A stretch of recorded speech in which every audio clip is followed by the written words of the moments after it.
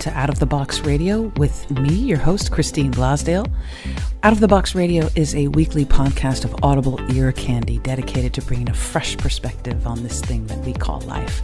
And each and every week, we're going to be diving into the topics that matter most with lively conversations on issues such as health, wellness, and transformational healing, all with the goal of creating a better world and becoming a happier human being. I will be your tour guide for this epic adventure, and each and every week we're going to be embarking on a journey with the ultimate goal being transformation to our highest potential. And now, let's get out of the box.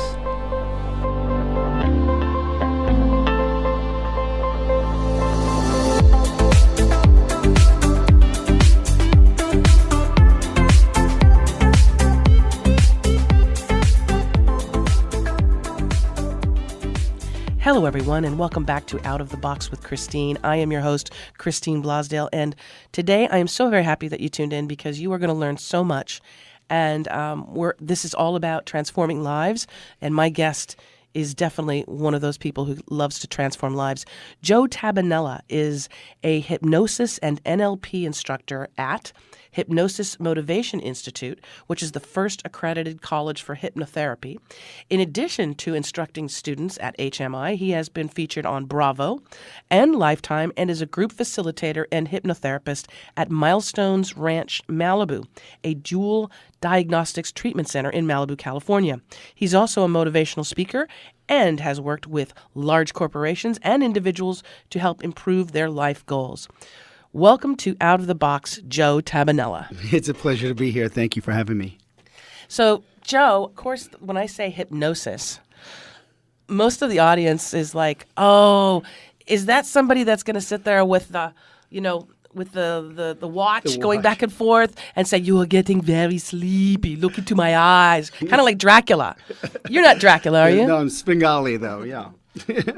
That's a common misconception because people, especially people, are afraid of loss of control. They're afraid of hypnosis, but what they need to realize, what some people, once they learn that hypnosis is actually you being in more control than you've ever been in your life, what people are seeing on the stage show is a combination of people who are actually in hypnosis that want to be in that state, and some people that just pretending. They're just playing like a person, pretending to be a duck.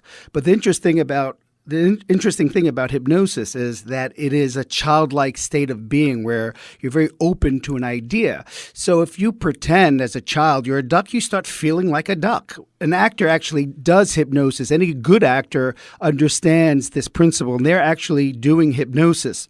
And again, it's a very relaxed state of mind where you're very focused. So think about the body and brain being very relaxed, but you're very focused. And when you're focused and relaxed, you're in the child state of mind from about 0 to 9, meaning whatever you allow in and focus on becomes your internal experience.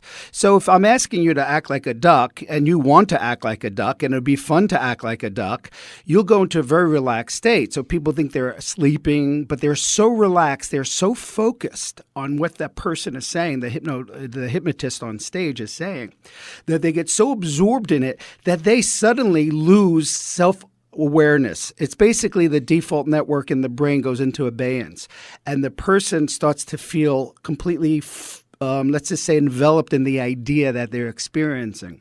And so if I'm a duck, I'm not aware that someone's looking at me pretending I'm a duck. I feel like a duck. I am a duck. And I become a duck. And it's entertaining. And so for the people who are really suggestible and really want to enjoy the experience, it's a lot of fun. But if someone does not want to be hypnotized, the hypnotist will not bring them up on stage. In fact, the first test they do is look for certain signs of someone being open to suggestion, open to suggestibility. And then they bring them up on stage and do a series of tests to see if they're willing basically to play. And when I say play, I don't necessarily mean pretend. I mean play to such an extent that you actually allow yourself to believe this experience is happening like a science fiction movie, and then it becomes entertainment. But in self-help, it's a different story. And that's okay. So that's the difference, right? There's the magic show slash illusionist slash hypnosis show, right? Where people are turning into chickens and ducks, but then there's the self-help or the transformational wellness model, and we're going to get into that. But first, let's let our listeners know, because I always like to go back and let our listeners know where my guests, where they originate from. I know I could tell by your accent you're from the East Coast, but let our listeners know, how did you get into hypnosis and NLP? And we'll get into what NLP actually is. But how did you think of as a little boy, I really want to be a hypnotherapist? Well, actually, the first thing I got into was understanding the subconscious mind and what is referred to often as the law of attraction. I grew up in Brooklyn in Bensonhurst, a blue-collar family. We had no money, and I owed, let's just say, one of the neighborhood gentlemen some money, right?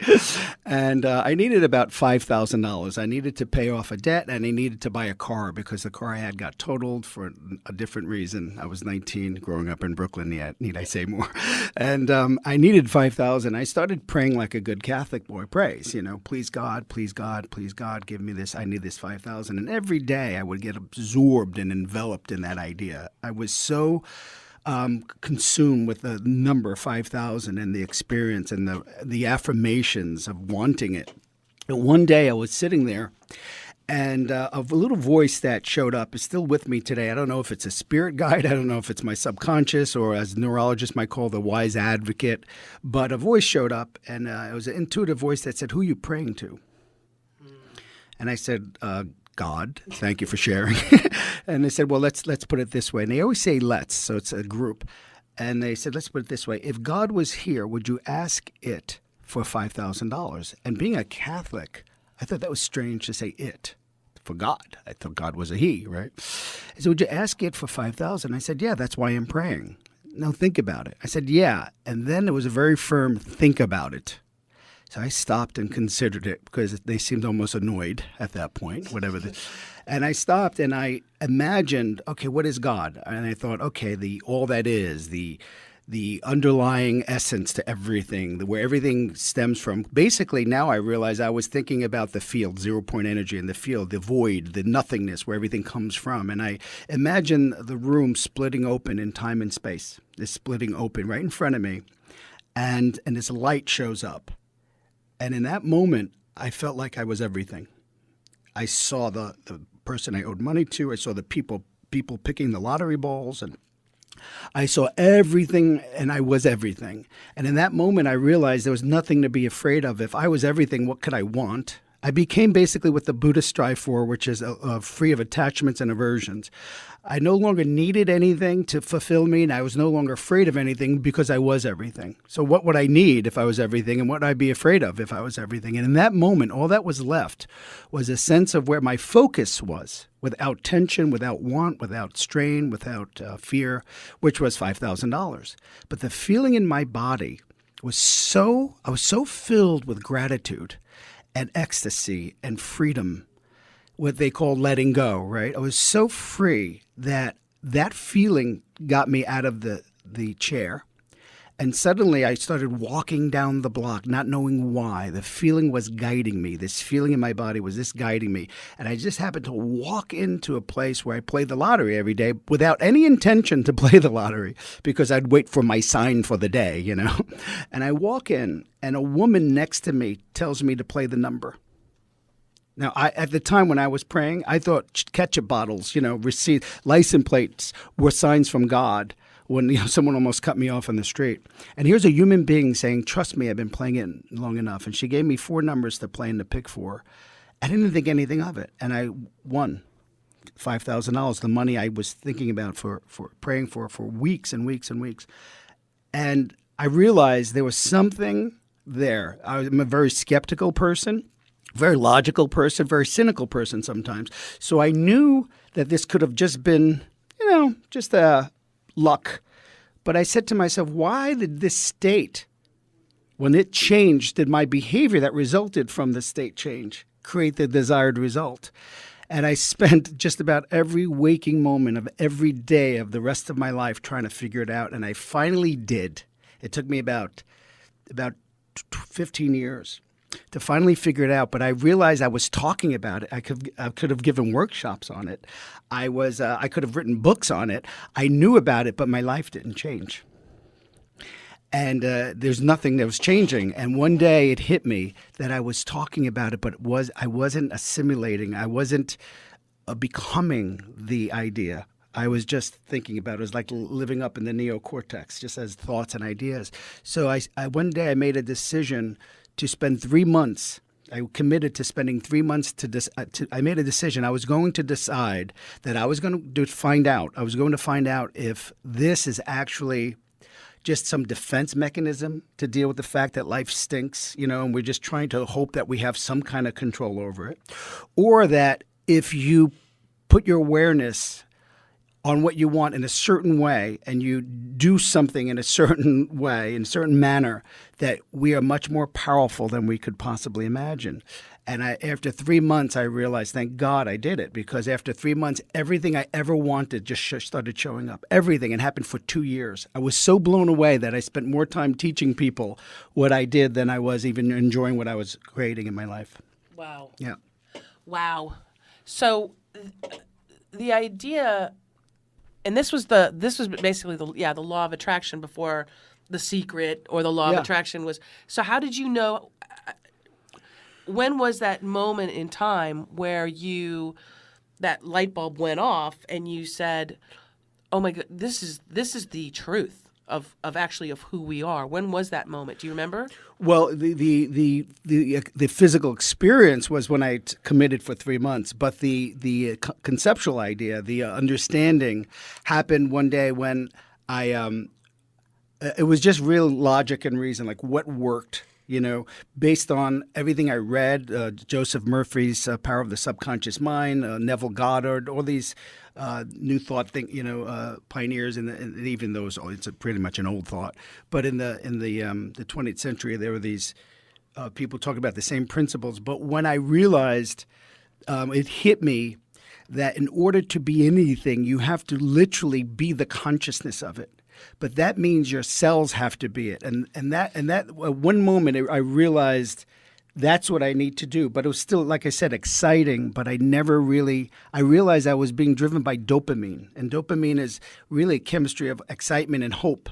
But it's not it's not having, it's a feeling of wanting. And that's why I kept reading different books and finding different videos. And I was so obsessed. And I realized a lot of my students and a lot of people come to my workshops, they have that energy that drives them. But the actual application of it is the opposite. It's actually slowing down and receiving, not being in a wanting. Exactly. This is something that I think, let's drive this point home, because so many of us in our day-to-day, we need. Right. I want a happy, healthy relationship. I want to lose 10 or 15 pounds and feel good in my body. I want that either that career that is going to make me feel fulfilled, or create my own business. I want. So then when The Secret and the law of attraction and all of that came to the consciousness of people, through the movie and all of that, and books and books and books. And more books. There is a disconnect, isn't there? There is that disconnect because we're still in this wanting phase. If you can, let our listeners in on this whole idea of the want as opposed to? That's a great question. Okay, so wanting, there's two types of wanting. There's the wanting that comes from the animal in us, the want to change something in the physical world. And that's a natural want. If we're thirsty, there's a problem and we want water. If we're hungry, we want food because there's a problem. And it comes from needing something in the physical world. And so it's the body needing something either because it likes the idea or there's a problem and it thinks what it needs is going to fix the problem. But there's a different creative want. There's a difference. What happens is when someone wants to create, like a musician or an artist or someone building a skyscraper or a chair even, you have to have a feeling of having the internal experience of what it is and falling in love with it before you even want it physically. What most people are doing is holding patterns of unprocessed memories of being rejected, for example, not being good enough, not being important, feeling shunned. Whatever the pattern they're holding is, they're holding on to unprocessed emotions. And what happens is when someone holds on to unprocessed emotions, there's a discomfort in the body like hunger or thirst. So the body thinks, oh, we're in a fight-flight state here. There's a problem here. We need a solution, and the solution is search for in the external world. So we try to get that person. We try to manipulate our environment. It's a way of forcing things to happen. And you can get successful that way. There are many people who are successful that way, but they're always terrified of losing it. Right? And once you understand that whatever you want, I want you to think about anything you want right now. When it shows up, it's only going to be really light waves hitting your eyes, right? Sound waves, pressure waves hitting your ears, pressure waves hitting your body. That's it. The experience of it will be internal. Well, the internal experience, you don't have to wait until it's external. In fact, the external reality has nothing to do with it. We know this because people can have someone say, I love you, and not believe it, not feel it. Someone can have success and be terrified of not winning that award next year or before the night's over. It could be terrible. So you can have something. Let's put it this way. We all know someone who including ourselves, who have had something legally in proximity. They actually owned it, but they were terrified of losing it. So do you really have it? If you're terrified of losing your health, if you're terrified of losing that spouse, if your relationship, you're terrified of losing that prestige or that money, do you really have it if you're in a constant state of being terrified of losing it?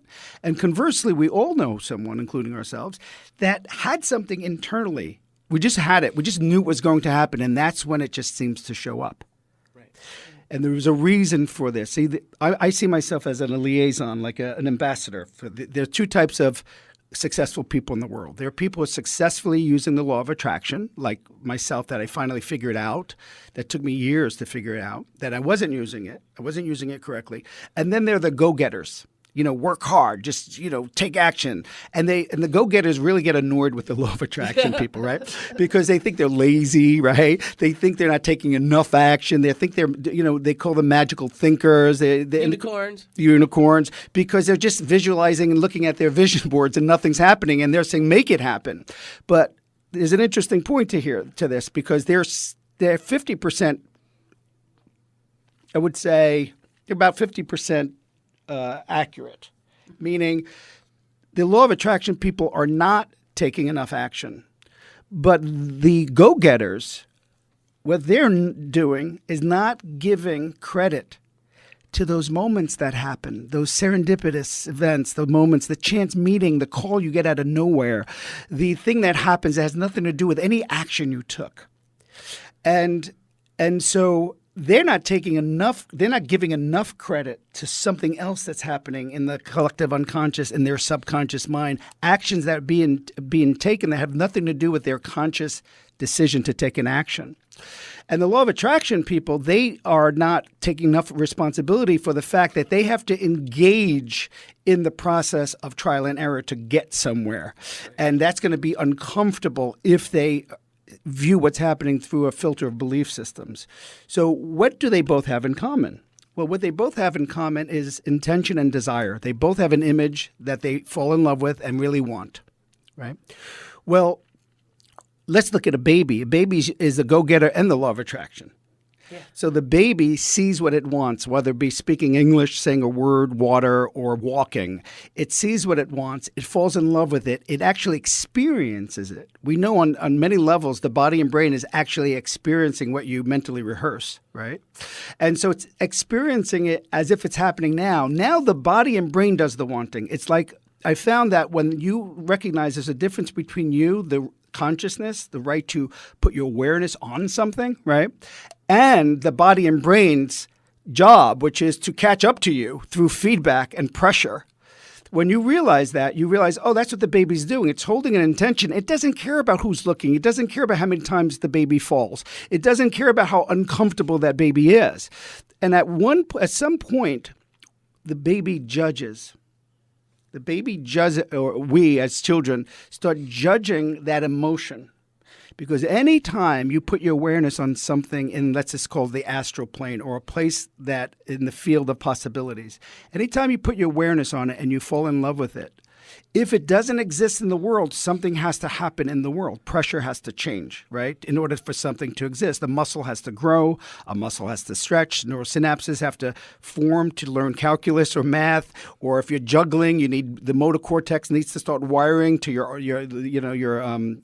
ability to not only focus and balance but juggle. So all this stuff needs to happen, and that creates pressure, like a seed becoming a tree.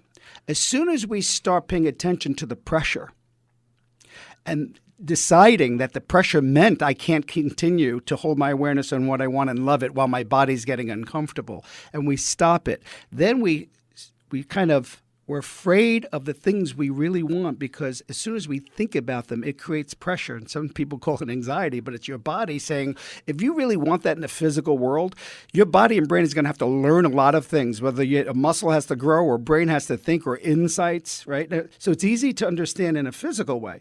But I found that emotions are the same thing. It's just pressure. It's your body learning insights or getting deeper wisdom or understandings. It's your spiritual pressure as well is there too.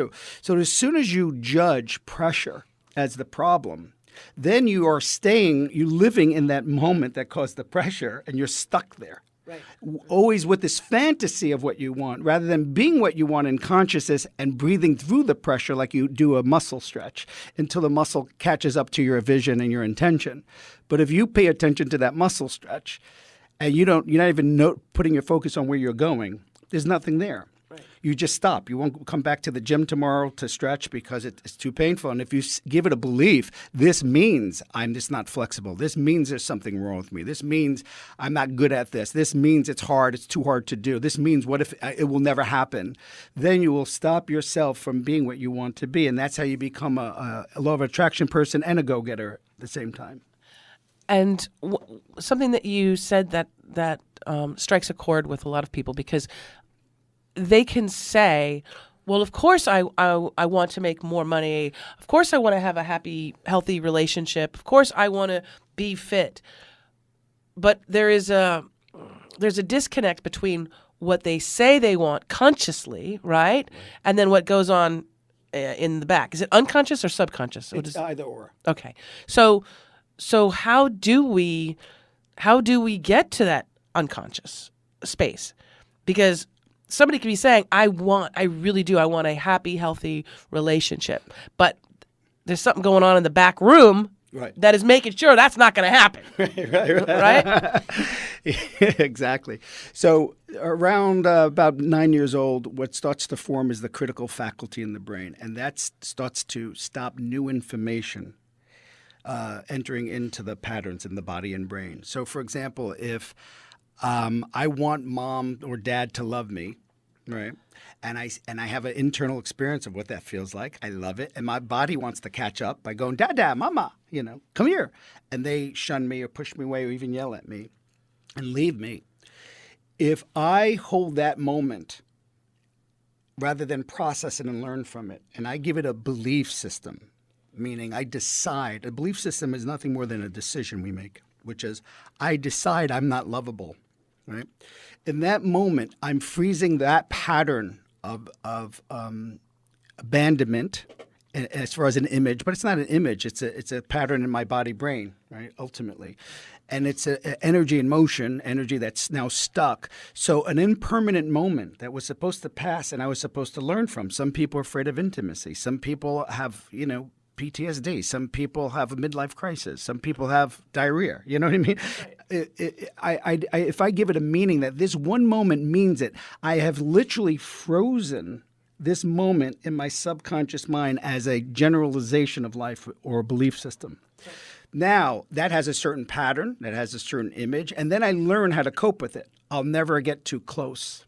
I'll never allow anyone in. I won't ever trust anyone again. But now I'm uncomfortable, aren't I? So I want to release this discomfort. This is where addictions start. Or coping mechanisms that really don't, or maladaptive adaptive coping mechanisms, which is now that I'm feeling this feeling, Right. Now I got to get rid of this feeling. So if I learn that having sex with somebody releases it because I have an intense orgasm, for example, or the oxytocin of just someone hugging us for a moment, and we feel the oxytocin in our bodies, in our brain, and we just feel so good. The brain says, whenever I feel this, I do that. So what's the solution? What happens is anytime we're met with the opposite belief system, it creates dissonance, cognitive dissonance. The body actually gets uncomfortable.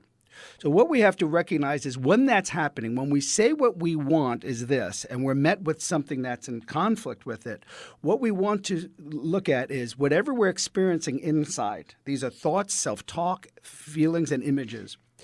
That they're not real. They're just a moment that's trying to be processed. A memory? A memory pattern, yeah. An emotion that's never really processed. A memory is really an emotion that's not really processed. And then the brain kind of comes up with a memory based on the patterns of light that was hitting in the sound waves, right? So it just holds an idea in the structure of the body. So what we have to do is recognize that the emotions we're holding were supposed to come and go.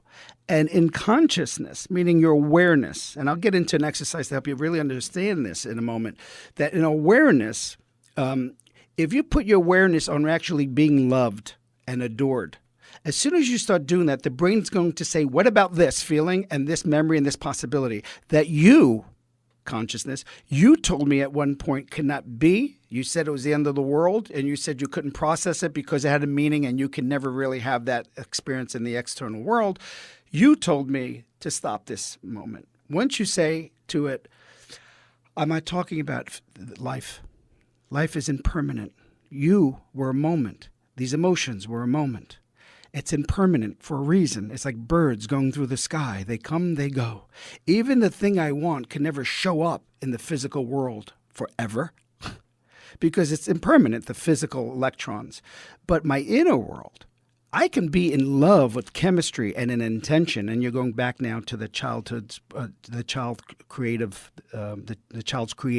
consciousness, which is I can hold the feeling what I want, I can feel the desire I want, and know that every moment of discomfort is actually me learning how to adjust. Communication, patience. Sometimes you just got to kick ass, whatever it is. You're learning how to hold what you want with what is there. And that's where hypnosis comes in. Hypnosis is about getting yourself to that state of childlike state where you're just the observer and you're watching things come and go and where you can experience it. And so it's really just relaxing the body but brain as well. So you can notice these as not real. They're not real, these patterns. They're just moments that were passing through you like birds through the sky or comets through space. And your job is not to hold on to those, which are impermanent, but to start placing your awareness, just your awareness on what you want instead. And this is a process. This is not magic. Anyone tells you that you can do this in 10 seconds, run from them. Because this is a process. The good news is if you're committed to this process, I've only seen it take about 21 days before it becomes a really great habit and 3 months before it changes how you feel about yourself in the world. But once you gently place your awareness on what you want, while accepting that the moment that your brain is processing was supposed to leave, you start getting insight into how to create the physical version of that which you want. And I'll give you a little there's these 3 questions that I came up with that cut right through almost every process I've ever learned, which is if you're triggered by somebody, the first question you ask yourself is, does this have a right to be? And oftentimes you have someone say, no, it doesn't. So you have to reframe it. You have to say, do these electrons in the physical world have a right to be, come and go? Mm-hmm. In that moment, you realize you've been holding something, thinking that by judging it, you can change it. Right. So then the second question is, now that I've accepted that this has a right to be, does my body have a right to process all of these emotions without my tension, without me holding my breath, without me giving it meaning? And so what you want to do is see yourself as porous, as in the emotions are actually your body's way of responding to the situation. They are not the situation. They are your body's response to the situation, so it can come up with learnings and insights or behaviors to actually get you what you want. So to judge your body's response, you're actually not only not getting anywhere, but you're holding that memory pattern in your consciousness. So the second question is, does my body have a right to process this, no matter how much energy is there. Because the greater the conflict, the greater that juxtaposition of what you want and what is, the more energy needs to change, right? If you have a seed in an oak tree, there's going to be a lot more pressure than a seed in a Brussels sprout or something, right? So once you realize that what you're actually feeling is your body processing that this seed doesn't match what your consciousness loves and what you deserve to have in consciousness that lives in an invisible world but doesn't live in the physical world. So as you breathe and you see the energy is actually helping you, while you gently place your awareness on question number 3, what is it I want? Not one day, right now, to put my awareness on what I want and start to soak it in. Now, when you first do this, if there's a lot of emotional pain, you're not going to feel anything. But just the beginning of this, by just looking for just an image, just a soft touch, just a feeling in your heart of receiving what you want, you start to realize what you really want is that inside you. And then the physical world will match it. It's a mirror. It's an echo of what's happening inside. Does that make sense? Oh, repeat that, because I think that's really important. The physical world is an echo or a mirror of what's really happening inside, because once we hold something, then the body and brain, through feedback and pressure and learning, wants to create it physically. But you can't create a chair just by putting wood together. You have to have the experience. You can't play the music unless you hear it in your head first. There's some I guess symbiotic flows with where you can be in the moment and at the same time be open to creativity and be in the flow. And that's a reasonable way to live.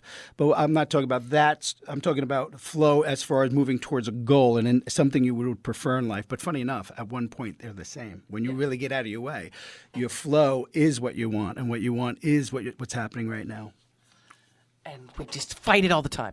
Folks, if you're just tuning in, you're listening to Out of the Box with Christine, and my guest is Joe Tabbanella, who is a hypnosis and NLP instructor at Hypnosis Motivation Institute. And, of course, he's been featured on Bravo, Lifetime, and also he is a group facilitator and hypnotherapist at Milestones Ranch Malibu, which is a dual diagnostics treatment center in Malibu, California. He is a motivational speaker as well, and we're going to give out your website too. It's Tab Hypnosis? Well, gpsmyfuture.com. It's gpsmyfuture.com, right? Yes. GPS. Say it again. gpsmyfuture.com. What you have will get them there as well. So it's easier to remember. Yeah. And of course, we are talking about all things that are of interest to me, because this is really, really important. I don't know if well, yeah, you know this, because this is what happens to you as well, I'm sure. What I do is I put out into the world what it is that I am supposed to be exposed to, what it is I'm supposed to learn, what it is that I'm supposed to bring, because I feel like I'm a conduit, right? I'm a conduit with the show, bringing to the listeners what it is they're supposed to be hearing. And how I found out about you was that kind of thing. A friend of a friend who said you need to, and you plopped in front of it's like that lottery ticket. Yeah, right? Just shows up. Because you're exactly what was needed at this point. And when we're talking about the conscious and the unconscious mind, what our conscious desires are, and then what's holding us back unconsciously, so much of that, and you touched on it a little bit, so much of that deals with what happened to us when we were children. And that was the formative years, right? That is also... Yes. It's not so much what happened, it's how we experience what happened and what decisions we made because of what happened, and what emotions we did not process and learn from, what moments that we did not learn from that keeps the pattern stuck. Right. And the story? Is it the story that because the story gets wilder and wilder the more, right? Yeah. Yeah, because what happens is we start to live a series of self-fulfilling prophecies. And you will see this happen all the time, which is someone will I'll have a client doing public speaking, for example. And he called me up and said, "You're not going to believe what happened." I said, "What?" Some guy was looking at me and he had this frown on his face, right? And I knew he hated me. He reminded me of my brother, right? I knew he hated me, but I did what you said. I disengaged from that pattern and felt sorry for him if he was angry at something and wanted to help him. And just consider that something else might be happening here. He might be learning. He might be thinking about a memory that he doesn't like. And sure enough, that's exactly what happened. In the past, he met the guy after the seminar, after the talk, and he met him, and then he found that the guy was enthralled with what he was saying. Yeah. But he realized that if he didn't know that he was projecting and predicting his reality unconsciously, that he would have not only been certain that that person didn't like him, but he would have created behavior to make sure he enforced it. He would have been rude to the person, and then the person would have been upset, and he would have said, I told you the guy didn't like me, but you were rude to me. Yeah, but you were rude when you walked in. No, I wasn't. I was just listening. You had a frown on your face. No, I didn't. No, I wasn't. Did I? Right. But once he realized that the brain is a pattern recognition device, we are not really seeing anything. We are basically predicting. We're predicting what our body and brain remembers from yesterday. Without a new prediction, it won't see anything. That's why people can win the lottery and go broke, because it only predicts that money's a problem, we never have any money, and so it keeps looking to fulfill those predictions. Unless you give it, you fool it into a new experience. Now, when I say this to some people, at first they're a little bit taken back. They're, what do you mean, I'm going to fool my brain into an experience that doesn't exist? But what we don't realize is we do that all the time. It's called creativity. It's called, I'm a gymnast, I can do this move. And now what would it be like if I did that? And so you imagine the experience before it even starts. And then you're able to do it because your brain got the memo that you wanted something that it didn't know how to do. You got out of its way, which is key. Yeah. You didn't judge that it couldn't do it right away. You didn't judge the pressure, the discomfort. You didn't say I was stupid. You just kept going until your brain and body matched what your intention already was in love with, right? And so when that happens, that's what we've done. We have tricked the brain into an experience that it now wants again. It's not like it wants to create. It wants to recreate what it already experienced. Right. And this is why it's imperative that we don't, when we go into hypnosis or just a relaxed state of mind and body, that we are enjoying the results we want in the future now. If we're not enjoying them and appreciating our right to be loved, what is that? Just chemistry in the body. That's all it is. It's oxytocin. It's serotonin. It's why can't we put our awareness on a pattern? Because the brain made a decision years ago. We made the decision. You're not allowed to feel that good. You have to feel shame or hurt or sadness. How about I just change my behavior rather than change my essence?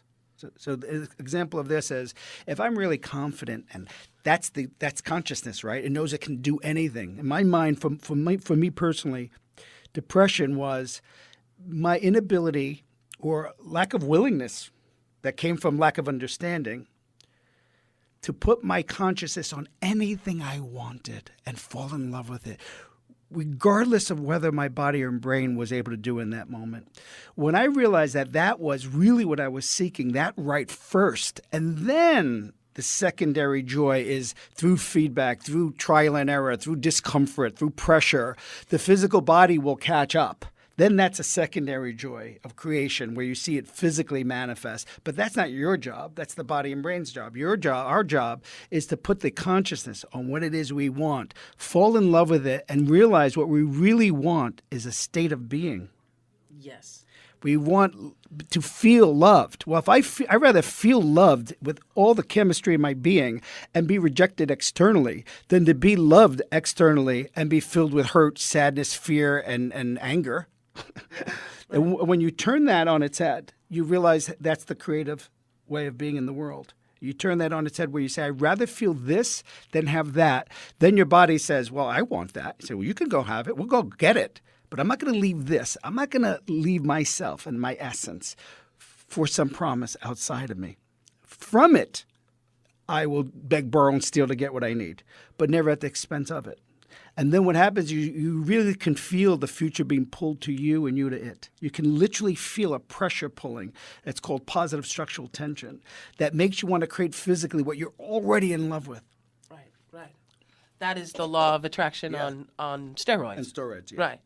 Because so much of what we do is we seek our happiness outside of ourselves, or we think that once we get that job, once we get that person, once we lose that weight, once something else happens, then we'll be happy, right? Yes. And what you're saying is, instead of having that happiness on the external, it needs to generate from the inside. Yes. But that's where most people have. That's where they have those thoughts. Yes. Because what they're really wanting is to get rid of an uncomfortable emotion in their body. And they don't realize you don't get rid of uncomfortable emotions by wanting. You get rid of them by accepting them and receiving. So the Buddhists call it like attachment and aversion, right? I don't like this and I always need that. So it's a perpetual feeling of suffering, yes? Because I never like this and I always want that. That's suffering in a nutshell. It's thirst, right? What I have found is if you reverse it and you go from, rather than aversion, you go to acceptance. You just kind of watch everything, become the watcher. And rather than attachment, you go to receiving.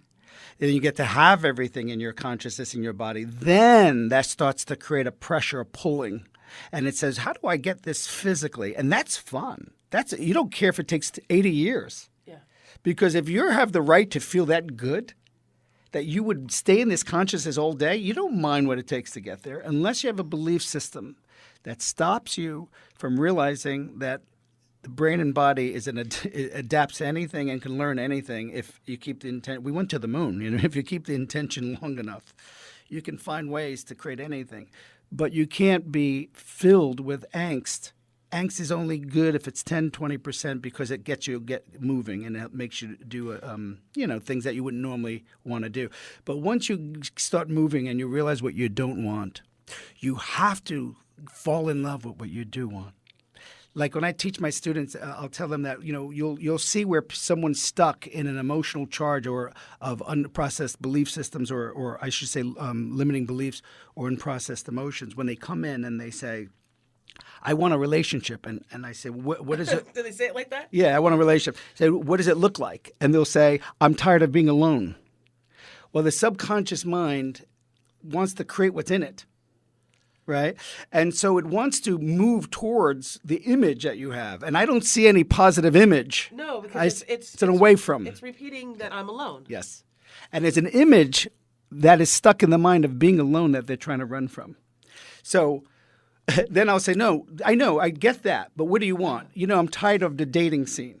So all we have is that we're giving a brain that only is basically, as far as this goes, this paradigm goes, there's only two functions that's happening as far as behavior. It's automated behavior, just doing what it's supposed to do, or intention. And intention is, this exists, I would like that. When you go out of automation and into intention, you literally have to build the experience you want for the brain to move towards, especially if it's never experienced it before. Right. And so you'll hear it all the time. I don't want to be broke. I'm tired of living hand to mouth. Great. What would it feel like? What would it look like if you were? And just that very thought threatens them. They get very uncomfortable because as soon as they put their awareness on that, all the emotions and beliefs that told them they couldn't have that, not just in the world, even inside, that they couldn't have it inside, they start to come up, these emotions start to come up, and then they get even more impatient or worried, not realizing that the emotions are coming up to leave so your brain can figure out how to get closer to that goal. But as soon as they trap those emotions and tighten down on it, like in electromyography, when you can see the unconscious tension in the muscles, when someone's thinking about what they want, their body's so filled with tension. And that's fine if you already have it and there's a positive structural tension, but usually the tension is caused by unprocessed emotions coming up to be released. And how do we stop an emotion? We tense our bodies. And what about with these emotions coming up? Yeah. And, I don't know, with the whole thing I don't know if it has something to do with planets and Mercury and retrograde and all that other stuff, or if it's just our consciousness in general as human beings. But there's a lot of stuff coming up for people. Yeah. Maybe it's because it's end of the year, beginning of a new year. I don't know. But there's a lot of stuff coming up for people. And what if you could give some guidance on this? What do you do when someone is triggered? Right. What kind of words of wisdom can you give to them to help them get through? Because these are emotions that coming up in people left and right. Right. Well, first let me address the first thing you said, which is there is something happening on the planet. I can talk to someone post-detox, 19 years old, and they really understand certain concepts that people my age usually don't. I'm at 53. And they don't really understand it. I might as well be speaking Mandarin to people my age. But the kids today are getting this. There's an awareness about the fact that you can put your awareness on something, and that's you, and then suddenly things show up. Yes, you take action, but just like everything else, it's not conscious action. Mm-hmm. You just fell in love with an idea or thought about an idea and felt like it was possible, and then things just started to happen. So there's an awakening happening on the planet, right? It's for sure. But as far as things coming up, what happens is the first thing you want to do is I know this is very difficult to wrap your mind around, but once people get it, they realize how important it is. First thing is to recognize that all that has happened, especially if it's an emotion. We're not talking about something physical. If someone grabs me and does so, that's a boundary. That's just a physical thing I don't like. That's different from my emotions, right? When I get triggered, I'll just say what I do. When I get triggered, somebody's that I love is rude to me, or someone criticizes me, and the first thing I do is realize that the feelings I'm feeling are coming up because there's a pattern that's stuck in my mind around the first pattern like that happened. My brother Alan, the neighbor, who knows, and somebody who criticized me as a child. So the first thing that happens is my body is filled with the memory of that arousal response. So it goes into an hyperarousal response or fight-flight, right? So my body is basically saying, this is not good because everyone wants to be loved and included in a group, in a tribe, and appreciated and loved. So your body is saying there is a problem here. What you want on a deeper level, because it knows what you want, and what is happening is in conflict. That's the first thing you want to realize, is that your body is processing the fact that this is happening. And the reason usually it happens, not all the time, but the reason it usually is happening is because it's coming up to bring up a belief system. In fact, the more work you do in yourself, the more the subconscious mind goes, what about this feeling? What about that emotion? Remember that? When that happened last when you were 10 years old? Yeah.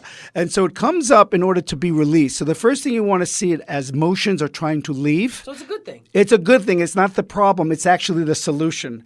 But you want to catch the belief that what this means. Mm-hmm.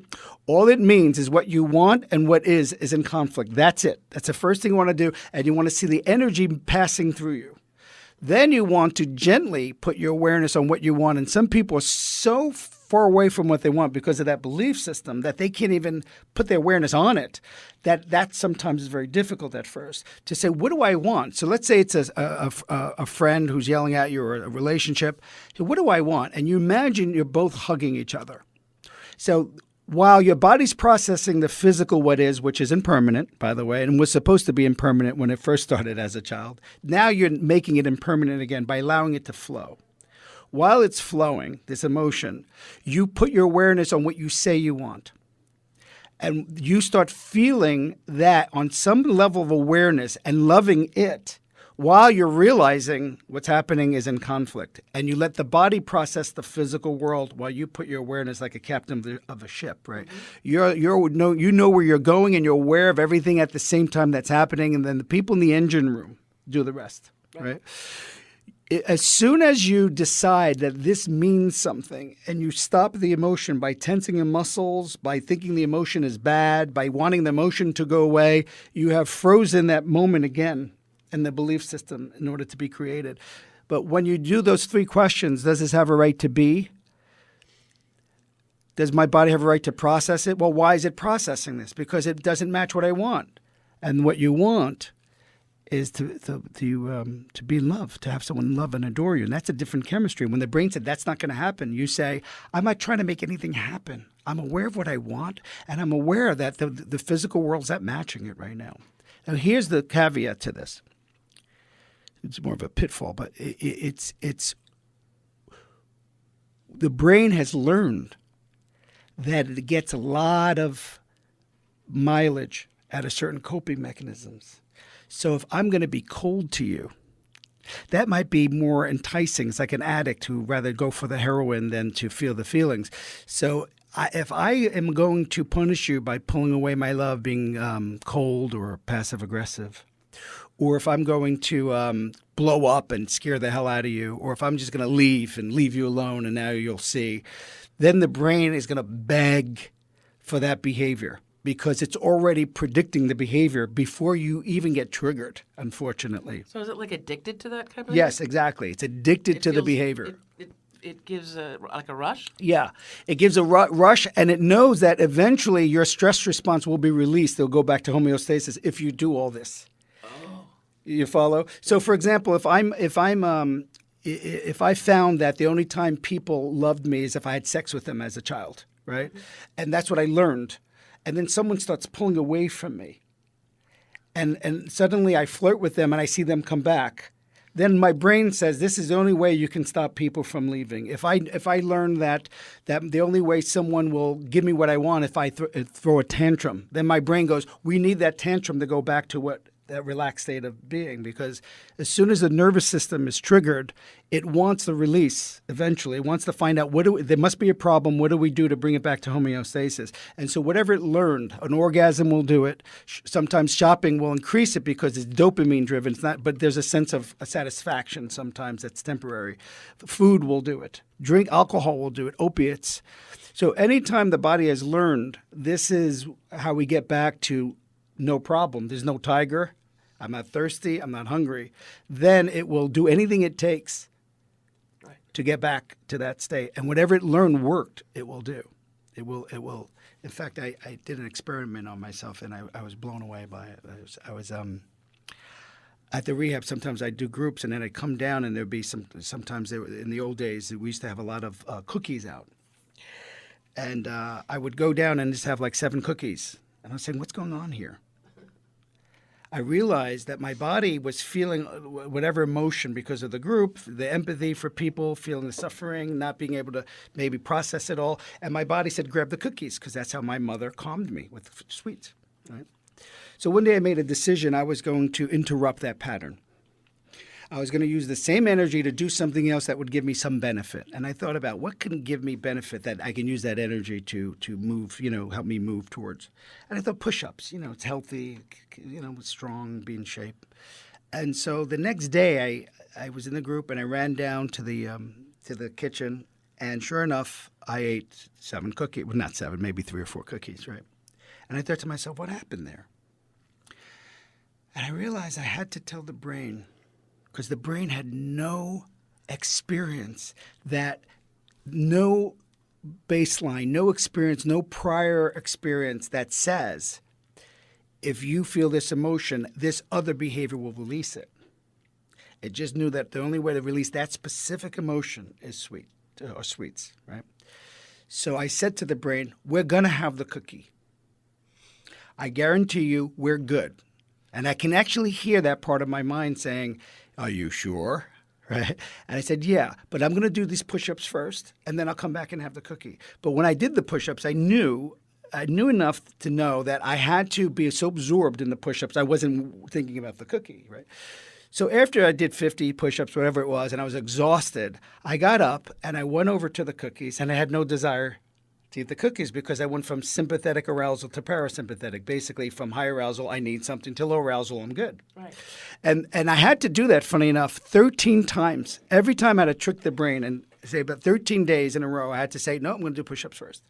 No. At the 13th day, I can feel my brain now. It has 2 options to deal with stress. It was like, push-ups or cookies. This is what we call cross addiction, where someone uses a different activity that might be better than the old, but it's still an addiction, meaning I'm trying to cope with this uncomfortable feeling by doing something. And some addictions are better than others, right? So then after 4 or 5 days of that, I no longer had an option. My brain just knew that that's the only option. So I started literally craving a push-up like I was craving cookies. The dopamine levels were lifting in my brain, and the norepinephrine was focusing on that other room to do push-ups as if it was a cookie. It was fascinating. And was that because it was repeated? Yes, it was repeated, and also I got the same benefit, the release of discomfort. Anytime we release discomfort, like getting off an airplane, it reinforces the behavior to have that phobic response. Because if you get off the airplane, you're relaxed, the brain said you must have done something good because we're relaxed. And then it will reinforce it every time even more, especially if you're uncomfortable and then as a result, you're relaxed. Wow. That's actually very, very cool because you're retraining that response in you. Yeah. And you were able to notice it right away because you were actually doing it on a repeated basis. Are you still thinking about the cookies? Yeah, because I never do it there now after a group, but I will.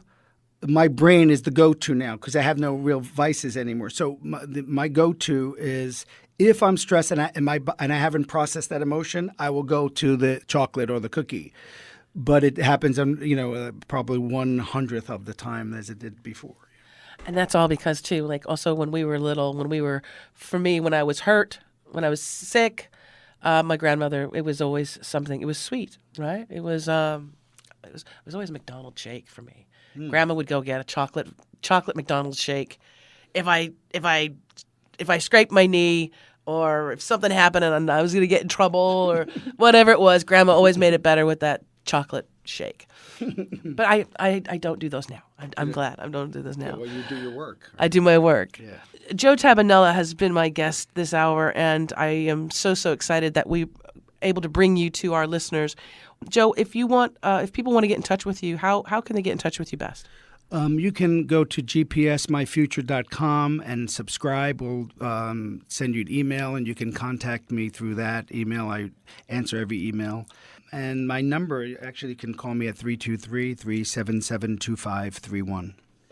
And also, so for people that are living outside of the Los Angeles area, are they able to reach you for possible hypnosis or some sessions, private sessions? Yeah, sure. We can do Skype sessions or Zoom sessions on the internet. Yeah.